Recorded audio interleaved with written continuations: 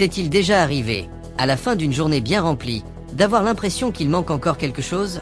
Comme si, même après avoir travaillé, essayé, fait de ton mieux, il restait cette sensation silencieuse d'insuffisance, comme un poids dans la poitrine. Peut-être cette impression que tu devrais être plus avancé dans la vie, avoir accompli davantage, avoir atteint quelque chose qui semble toujours t'échapper.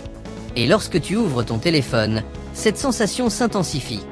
Des personnes qui semblent vivre exactement ce que tu aimerais, des maisons parfaites, des carrières stables, des voyages constants, des relations idéalisées. Tout soigneusement enveloppé de sourires, de filtres et de légendes profondes. Alors surgit cette agitation intérieure. Une anxiété légère, mais constante. La sensation de rester en arrière. Et ce malaise émotionnel cherche souvent une échappatoire rapide. Et cet échappatoire, pour beaucoup d'entre nous, se manifeste de manière silencieuse, automatique, la consommation. Acheter pour se sentir mieux. Acheter pour se récompenser. Acheter pour essayer de remplir quelque chose qui n'a pas de forme, mais qui fait mal. Sauf que cet achat apporte du soulagement seulement pendant quelques minutes. Ensuite, le vide revient, parfois encore plus fort. Et avec lui, la question, pourquoi est-ce que je ne me sens jamais suffisant? Aujourd'hui, nous allons parler de comment sortir de ce cycle. Nous allons parler du minimalisme émotionnel. Non pas comme un concept esthétique ou un style de vie avec peu d'objets, mais comme une pratique de reconnexion intérieure. Une manière de remplacer cette sensation d'insuffisance par une stabilité émotionnelle et un contentement profond, doux et durable. Ce n'est pas renoncer à ce que tu aimes. Ce n'est pas vivre avec le minimum matériel. C'est laisser partir ce qui pèse. C'est libérer ce qui épuise. C'est nettoyer l'excès qui occupe de l'espace à l'intérieur, pas à l'extérieur. Parce que ce qui nous fatigue, ce n'est pas la vie en elle-même. C'est le poids invisible porté dans le cœur. Avant de parler du « comment », il faut regarder ce cycle avec douceur. Il commence avec la comparaison sociale. Et elle ne demande pas que tu veuilles rivaliser avec les autres. Il suffit de regarder. Il suffit d'observer. Il suffit de te percevoir différent. Sans t'en rendre compte, tu mesures ta vie à l'aune des réussites des autres. Et cette comparaison silencieuse crée une tension émotionnelle que le corps tente de résoudre comme il peut. L'anxiété apparaît, et elle demande du soulagement.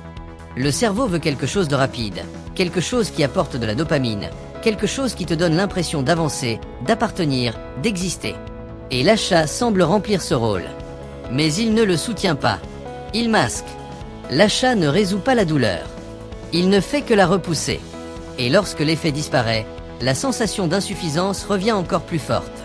Parce que maintenant, en plus de ne pas avoir atteint ce que tu voulais, tu te reproches de ne pas réussir à te sentir bien. Et c'est là qu'intervient le minimalisme émotionnel. Il ne te demande pas de lutter contre tes impulsions. Il ne demande pas de force de volonté. Il invite à l'observation. Il invite au rééquilibrage. Il invite au retour vers soi. Le minimalisme émotionnel est l'art de libérer les attentes, les comparaisons et les pressions internes qui nourrissent la consommation émotionnelle. C'est une pratique de réorganisation de ce que tu ressens, de ce que tu crois et de ce que tu valorises. Et cette transformation commence par la redécouverte de la suffisance. La suffisance n'est pas de la résignation. C'est une reconnaissance. C'est percevoir qu'en cet instant, il existe déjà dans ta vie des choses profondément précieuses, même petites, même simples. Je veux que tu l'expérimentes de manière concrète. Aujourd'hui, avant de t'endormir, prends 3 minutes. Ferme les yeux ou prends une feuille, et demande-toi calmement. Qu'est-ce que j'ai déjà, aujourd'hui, qui est suffisant pour mon bien-être? Peut-être le toit qui t'abrite. Peut-être ta résilience. Peut-être le café silencieux avant que la maison ne s'éveille. Peut-être quelqu'un que tu aimes. Peut-être le simple fait d'être en vie. Ne force rien de grandiose. Permets au simple d'être suffisant. Parce que la paix vit dans le simple. Et quand nous reconnaissons ce que nous avons déjà, la sensation de manque diminue. L'urgence diminue. La pensée se calme.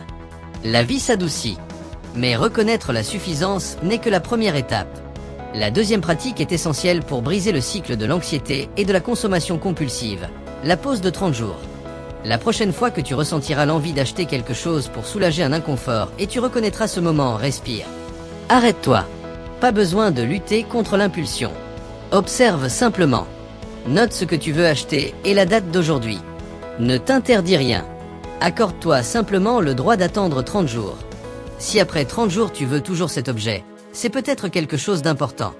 Mais dans la grande majorité des cas, le désir disparaît. Parce que ce n'était pas un désir. C'était une fuite. Et en le percevant, tu te libères. Non de l'objet, mais du besoin de l'objet.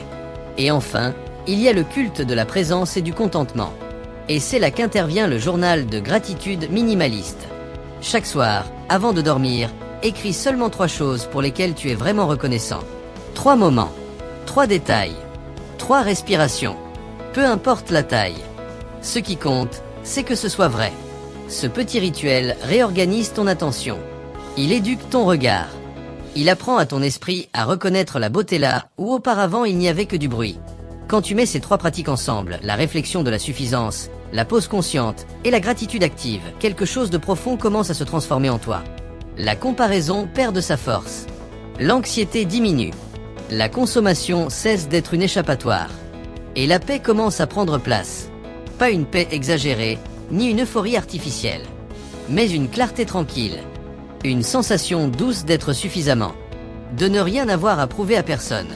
Pas même à toi-même. Et c'est dans cet espace que la vie s'épanouit sans effort. Alors maintenant, je voudrais te demander, laquelle de ces 3 pratiques vas-tu commencer aujourd'hui? La réflexion de la suffisance? La pause de 30 jours? Ou le journal des 3 gratitudes? Écris en commentaire, je suis prêt pour la paix. Ainsi, tu ne fais pas seulement commencer, tu affirmes. Si cette conversation a touché quelque chose en toi, si elle a eu du sens, si elle t'a apporté un peu d'apaisement ou de clarté, abonne-toi à la chaîne. Ici, on avance ensemble. Sans hâte, sans course, sans comparaison. Juste présence. Le minimalisme émotionnel, c'est la paix de savoir que tu es déjà suffisant. Et tu le es.